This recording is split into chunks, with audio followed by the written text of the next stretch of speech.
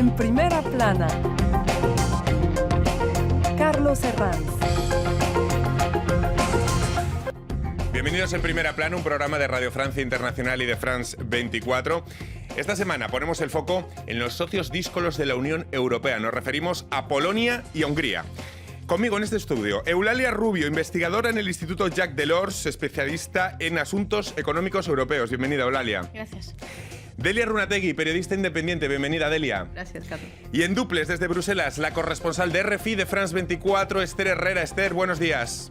Buenos días. Los incómodos socios del Este, hoy nuestro asunto en Primera Plana. El pulso entre la Unión Europea y Polonia y Hungría sigue de plena actualidad y no todos los socios del bloque coinciden en cómo actuar. Varsovia se ha rebelado contra la justicia europea. El Constitucional polaco declara que varios artículos de los tratados de la Unión Europea son incompatibles con la ley fundamental del país, tesis que comparte el gobierno polaco. Pero aquí no acaba todo, porque las batallas entre la Unión Europea y los díscolos vecinos del Este, a cuenta de los valores centrales del bloque comunitario, son varias. La independencia de los jueces, los derechos LGTBI e incluso la sombra de corrupción sobre el presidente húngaro Viktor Orbán. Los gobiernos ultraconservadores y soberanistas de Varsovia y Budapest tienen una crisis abierta desde hace tiempo con la Unión Europea por sus políticas autoritarias y homófobas, y hoy lo vamos a analizar. Antes de ello, como siempre, repasemos algunas portadas. Desde Polonia, Gazeta Wyborcza. El primer ministro polaco, Mateusz Morawiecki, intenta convencer al Parlamento Europeo que el Estado de Derecho y la democracia en Polonia están fuera de duda. En Alemania, el Frankfurter Allgemeine Zeitung titulaba «Políticos europeos insisten en mano dura contra Polonia». Y la revista Newsweek llegó a bautizar al presidente húngaro en 2018, a Orbán, como Mr. Far Right, Mr. Extrema Derecha. Bueno, Eulalia, ¿Europa tiene un verdadero problema con los vecinos díscolos del Este? Sí, tiene un verdadero problema y es quizás una de las crisis más importantes. De hecho, las otras crisis que hemos tenido siempre, crisis migratoria, crisis económicas, hay una posible solución. Siempre podemos poner dinero, podemos relanzar la economía. En este caso es una crisis que toca al núcleo duro de lo que es la construcción europea, que es una construcción basada en el Estado de Derecho y en las leyes. Y es de difícil solución también. Ya hablaremos de esto durante la misión. ¿Un verdadero problema? Totalmente, porque se trata de definir que el discurso nacional de estos países no venga en contra del discurso que representa la Unión Europea. Poner los límites nunca es fácil. Vamos a ver cómo se ataja esto, porque parece que la Unión Europea va a atacar a Polonia y Hungría donde más les duele, en el bolsillo. No sé que esta presión sí puede dar frutos. Sí, bueno, hay esta idea de que vamos a cortar los fondos europeos para intentar solucionar estos problemas y realmente es importante intentarlo. Son dos países que son de los que benefician más de los fondos europeos. Es verdad que puede hacer mucho daño, pero es una solución que también tiene peligro, porque al final lo que estás atacando o los que van a perder en eso son los beneficiarios finales de estos fondos europeos, las pequeñas y medianas empresas, los agricultores, las universidades. Es decir, que es una solución potente, pero que tiene problemas también. Vamos a que nos lo explique desde Bruselas nuestra corresponsal Esther Herrera. Lo primero, Esther, ¿qué hay detrás del pulso del que tanto hablamos entre la Unión Europea y Polonia? Hace 5 años, cuando el actual gobierno del partido ultraderechista Ley y Justicia tomó el poder en Polonia, empezó una reforma judicial que contiene varias leyes. Una de las principales es que básicamente el Ministerio de Justicia puede decidir quiénes deben ser los jueces y también quién puede destituirlos. Además, también creó una sala disciplinaria que sirve para castigar a los jueces en casos de abuso de poder, pero lo que teme Bruselas es que este órgano lo que haga es purgar a magistrados que no son afines al gobierno. Esta es la ley por la que la justicia europea exige una multa de 1 millón de euros diaria por cada día que no se cancele este órgano. Y otra ley que adelanta la jubilación de los jueces, pudiendo así renovar casi 1/3 del Tribunal Supremo y así el Ejecutivo tener vía libre para nombrar a los magistrados que quiera. Esto es lo que preocupa a Bruselas porque pone en peligro la independencia judicial.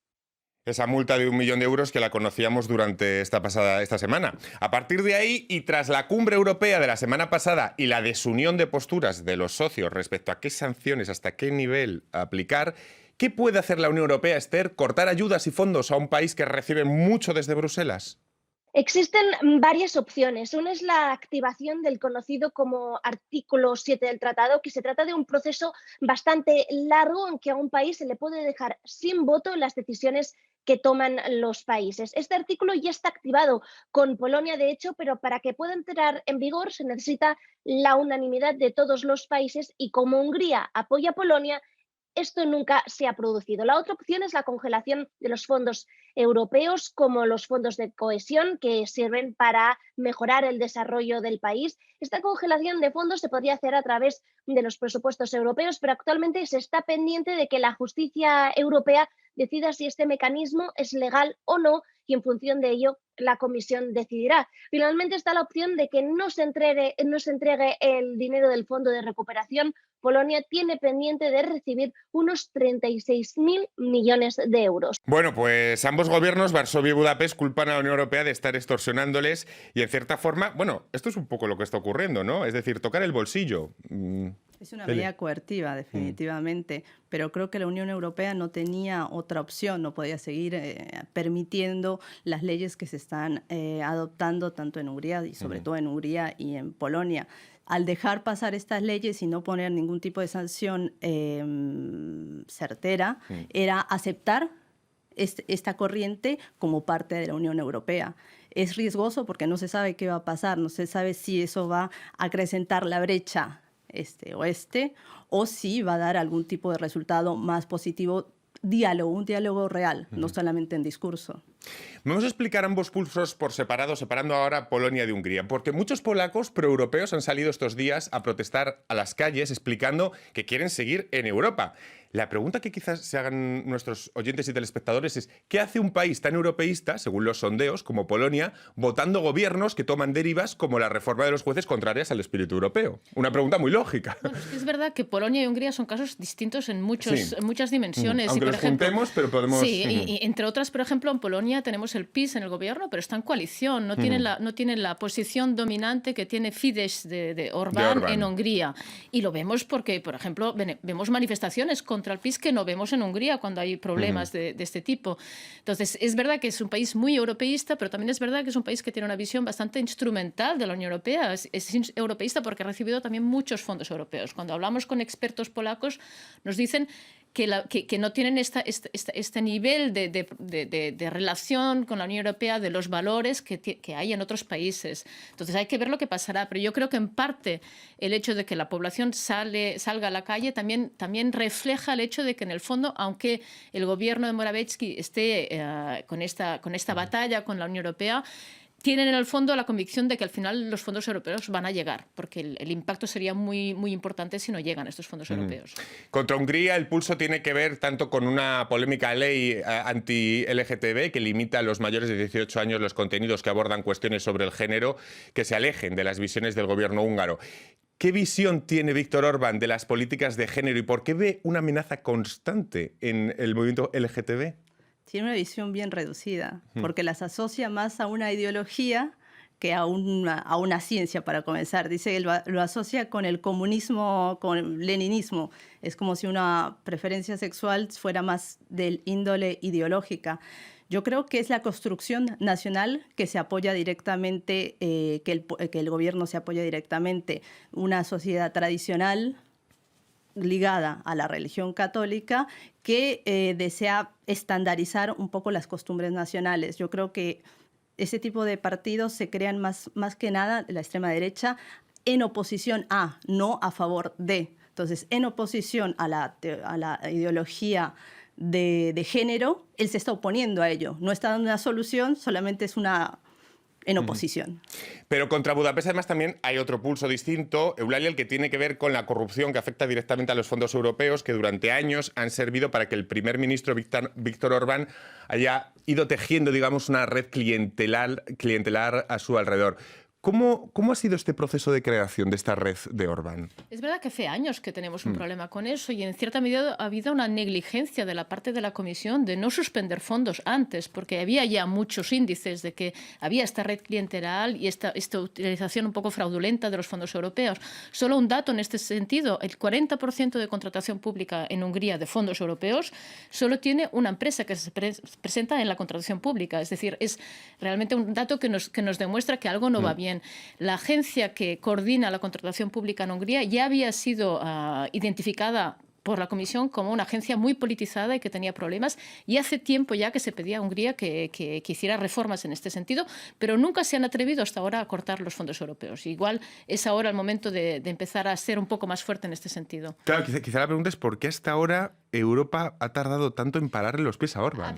Había también una ausencia de instrumentos para hacerlo. Es verdad que ahora están, por ejemplo, intentando poner en marcha esta condicionalidad de Estado de Derecho que permitirá a la Comisión más fácilmente suspender fondos. Antes no teníamos este mecanismo que en principio tiene que estar ya activado a finales de año y la Comisión tenía siempre que recabar evidencias y pruebas muy claras de que había habido un problema de utilización fraudulenta de los fondos, cosa que a veces es difícil. Cuando los fondos se gastan a nivel nacional, es difícil para la Comisión tener los datos, las evidencias para poder suspender los fondos. Le voy a preguntar precisamente a Esther Herrera qué posiciones hay dentro del seno de la Unión Europea sobre cómo tratar en general a los incómodos socios tanto a Polonia como a Hungría. Esther.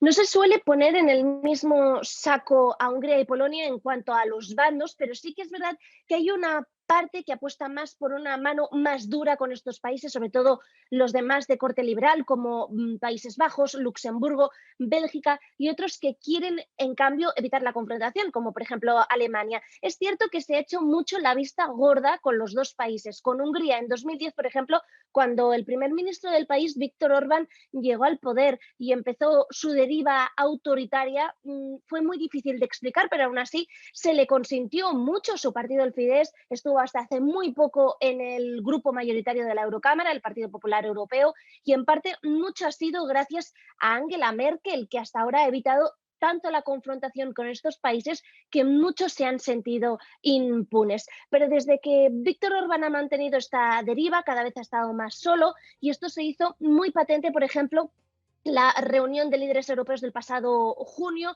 a causa de su polémica ley sobre la infancia que llegaba a relacionar ser homosexual con la pederastia, y esto ha sido una línea roja para muchos países que fueron muy duros contra Orbán. Con Polonia, aunque hay tensión, se le ha dejado también hacer mucho. Polonia tiene en cambio un mayor peso en la Unión Europea que Hungría, también es un país mucho más grande, y Angela Merkel incluso en la última reunión siguió insistiendo en el diálogo porque no quiere molestar tampoco demasiado a Polonia, que ya está suficientemente molesta a causa del gasoducto Nord Stream 2, e insiste en que hay que hablar, pero lo cierto es que es un diálogo de sordos. Ya ven qué interesante todo lo que nos está contando Esther Herrera desde Bruselas. Hacemos en este punto una breve pausa, pero enseguida volvemos aquí en Primera Plana para seguir hablando de Polonia y Hungría, los socios díscolos de la Unión Europea. RFI, la selección del mes. Émilie Loiseau. Si tu fais ce voyage vers le sud, où le vent colle le sable sur les frontières, parle de moi à celle qui vit là.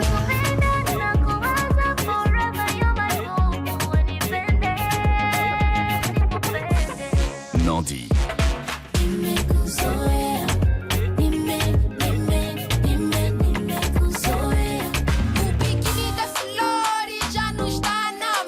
Congo. Eu te juro, juro mesmo, teu sucesso não me bate. Se quiseres, cadê a touche? Bouge-moi à fond la bastringue, Dany. de Paris à Saint-Domingue. Tu vois, je suis dingue. RFI. Seguimos aquí en Primera Plana esta semana analizando a los socios díscolos de la Unión Europea, a Polonia y a Hungría. Lo hacemos con Eulalia Rubio, investigadora del Instituto Jacques Delors, la periodista independiente Delia Runategui, nuestra corresponsal en Bruselas, Esther Herrera. Bueno, antes de ir a la pausa hablábamos de esa falta de unión, Delia, en la Unión Europea. A nivel de qué sanciones aplicar a estos socios díscolos. No sé si la razón fundamental es de mercado interior, las relaciones comerciales de la locomotora europea de Alemania con Polonia y con Hungría, lo que ha retrasado hasta el momento este tipo de sanciones, ser más contundente. Entiendo, sí. Por supuesto, hay un peso económico en las sanciones porque no se sabe exactamente cómo van a reaccionar estos países del este, por más que se paren. Bueno, en este caso estamos tocando el tema de Polonia y Hungría, pero también hay un contexto histórico que hay que tener en cuenta. Los países del este vienen de regímenes comunistas. Hay países que están más familiarizados con este tipo de cultura, de régimen, y pueden comprender quizás un poco mejor que haya cierta flexibilidad social con el tema de la represión a los medios, de la corrupción que pueden tener estos líderes. En cambio, en los países que no han vivido ese mismo proceso histórico, va a ser opuesto. La comprensión, el entendimiento va a ser menor. Por eso es que yo creo que la estandarización de un pensamiento único en la Unión Europea está costando mucho, porque cada país, y sobre todo regiones este-oeste, tienen ideologías diferentes. Lo estábamos hablando un poco antes. Es importante entender que, aparte de aceptar esas diferencias como algo natural, pero al mismo tiempo saber dónde están los límites, qué tanto uno puede comprender y cuándo los regímenes democráticos dejan de serlo. No sé, Eulalia, si el pasado comunista de estos socios del Este explican, al menos en parte, las derivas autoritarias. Sí, yo creo que es lo que decía Delia un poco. Es importante separar lo que son valores sociales de lo que son atentados al Estado de Derecho y a la democracia. Es verdad que hay diferencias este-oeste porque vienen de otro contexto histórico, tienen otra historia, y siempre en Europa hay divergencias, hay heterogeneidad. Todos los países no piensan lo mismo sobre todos los temas sociales. Por ejemplo, hay países que tendrán legalizado el matrimonio homosexual o tendrán diferentes leyes en temas de aborto, y una cierta heterogeneidad se tiene que aceptar. Lo que no se puede aceptar y donde tenemos que ser serios, y donde la Unión Europea tiene que ser serio, es cuando hay vulneración al Estado de Derecho y a los derechos fundamentales en términos de discriminación.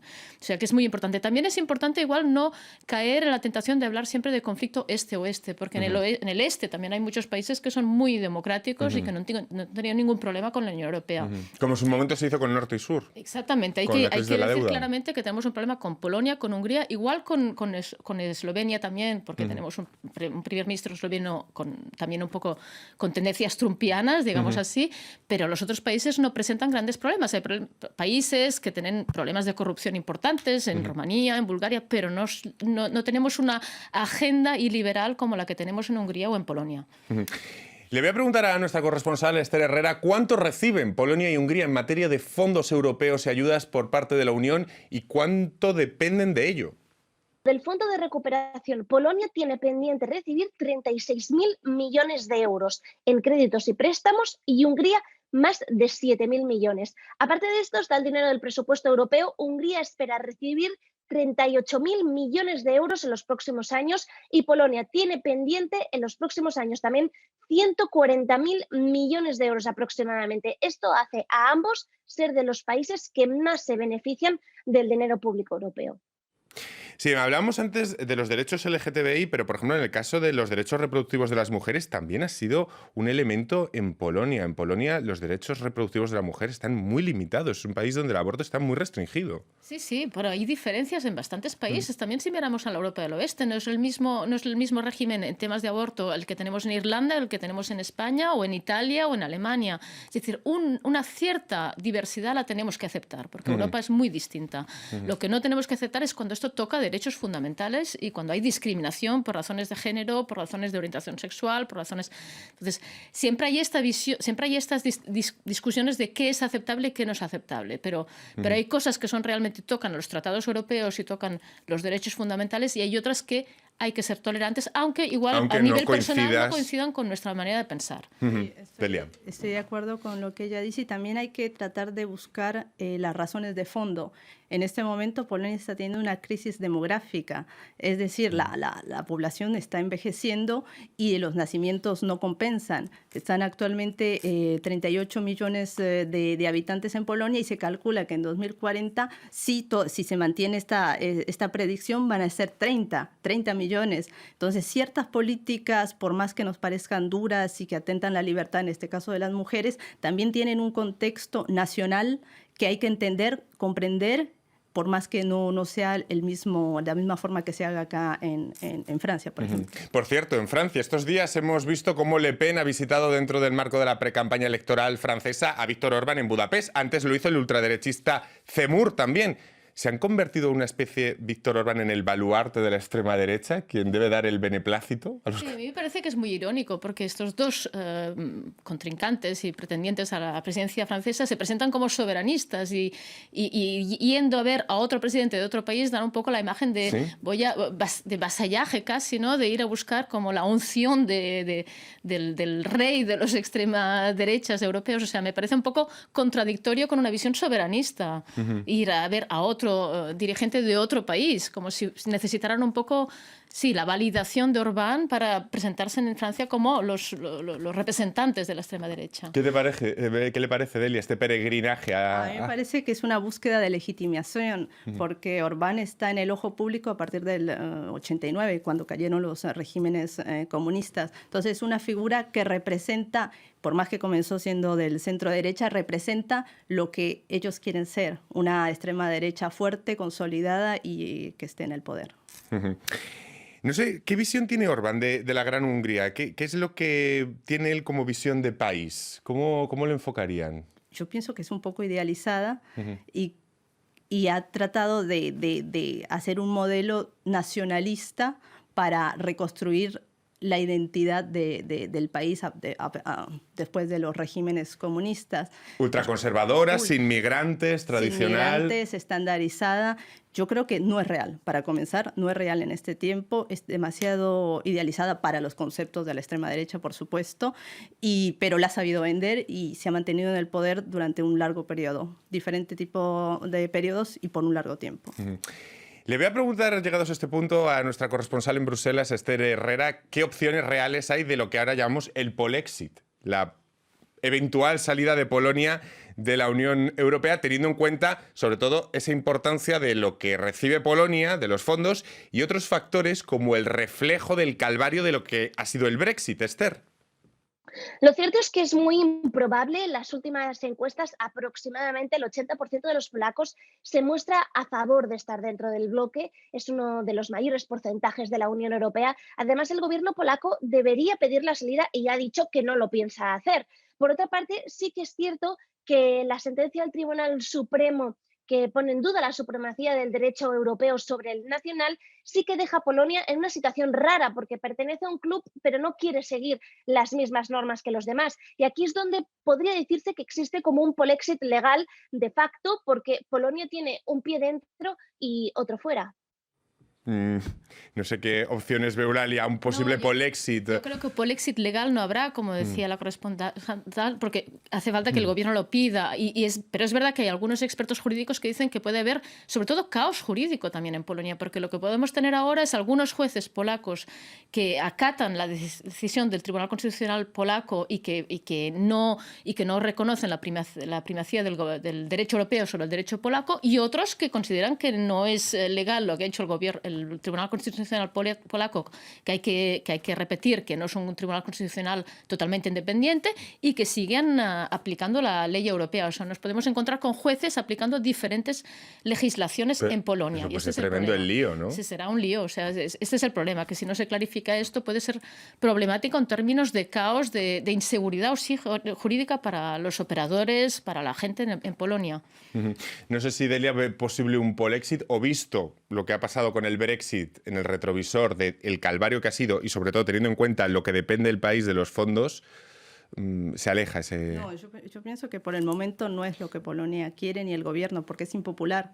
Los polacos, la sociedad no desea salir de la Unión Europea. Tomar una decisión de esa magnitud sería estar en contra de una gran masa de votantes. Viéndolo un poco más en detalle, yo creo que ahora lo que van a tener que encontrar es un medio entre el discurso político que ellos tienen y la realidad, que no quieren salir de la Unión Europea. Yo creo que es lo que se puede rescatar de este tipo de coerción que está haciendo Bruselas con ellos, es forzar un diálogo. El resultado está por verse. No sé si ¿creen que deben decir los polacos y los húngaros si deben continuar en el Club Europeo? ¿Ustedes son partidarios de que habría que preguntar? Déjame justo decir una cosa sobre el polexit. De hecho, lo que vemos a partir del Brexit es en general toda la extrema derecha la demanda de exit, ¿no? De Frexit y Talexit ha desaparecido. Sí, o sea, con Brexit Le Pen ha marcado, pasado también aquí en Francia, ha pasado ¿no? en todos los países. De hecho, se han dado cuenta que no vende, o sea, no es popular Claro. pedir un exit porque vemos lo que ha No es pasado con conveniente. el Reino Unido. Entonces, ha cambiado un poco la estrategia. Claro, La es estrategia es verdad. más bien, digamos, dinamitar la Unión Europea de dentro o cambiarla de dentro. La estrategia es más bien intentar cambiar el modelo de Unión Europea, no tanto salir de la Unión Europea. Y todos los partidos de extrema derecha están un poco reorientando su estrategia política en este sentido. Ya no se habla tanto de salir, sino de hagamos fuerza juntos, vayamos al Parlamento Europeo juntos y cambiemos esta Unión Europea y hagamos una Unión Europea más de naciones, más soberanista, más respetuosa de la soberanía nacional, etc. Eso es una tendencia de fondo, de hecho. No sé si coincide, Delia, en este cambio de estrategia que tiene ahora la extrema derecha a partir del Brexit, la extrema derecha europea, que se ve en varios países. La primera aquí, Marine Le Pen en Francia, ¿no? Totalmente, se ha suavizado el tema de salir de la Unión Europea porque se ha visto las consecuencias a corto o mediano tiempo, sobre todo ahora con la pandemia del COVID. Pero lo que me parece que es importante resaltar que mientras se están reformulando preguntas y límites dentro de la Unión Europea, se está tomando mucho tiempo en ello y se está perdiendo espacio geopolíticamente, porque mientras estamos discutiendo entre vecinos y peleándonos entre vecinos, no estamos viendo qué está haciendo Rusia, Estados Unidos, China, y es una pena estar perdiendo, entre comillas, tiempo en estas querellas internas cuando realmente el mundo se está desdibujando y dibujando de una forma diferente. ¿Deben decir los polacos o los húngaros si deben quedarse? Pues yo creo que si les preguntamos dirán que no quieren irse. O sea, esto está clarísimo porque lo hemos visto y en Hungría también la mayoría sigue queriendo quedarse. O sea, aunque le pidamos al pueblo, ellos querrán quedarse. De hecho, esto no hay duda. Yo creo. Son ¿Usted países preguntaría, Delia, beneficiarios. o no? Preferiría no preguntar. Ya lo decía De Gaulle, ¿no? Que los referéndums los carga el diablo y que nunca hay que preguntarle, al menos a los franceses, en un referéndum, porque los franceses nunca responden a lo que se les pregunta. Pero Eso lo en dijo... estos países yo no creo que haya peligro de que digan que sí. Son países que benefician un montón de la Unión Europea. A pesar de todo, benefician con el mercado único, me decían, el presupuesto europeo, o sea, no. Pues hasta aquí hemos llegado. Muchísimas gracias, Eulalia, Delia, y a nuestra corresponsal en Bruselas, Esther Herrera, y a todos ustedes. Hasta la próxima semana aquí en Primera Plana. Gracias.